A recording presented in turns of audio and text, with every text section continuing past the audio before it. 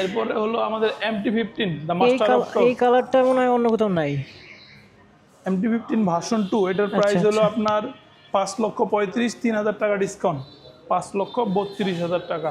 এই মুহূর্তে আছে টোটাল 4টা কালার হয় আমাদের কাছে, এখন 3টা কালার अवेलेबल আছে। আচ্ছা আচ্ছা আচ্ছা, এরপরে কোনটা দেখাবেন? 250 সিসি। এরপরে 250 সিসি হলো আমাদের তো নতুন লঞ্চিং 250 সিসি বাইক। এটার প্রাইস হলো 4,35,000 টাকা এবং 5,000 টাকা ডিসকাউন্টে 4,30,000। আপনি যদি ইয়ামাহা ইউজার হন অফিসিয়াল, আপনার জন্য থাকবে 11,000 টাকা ডিসকাউন্ট।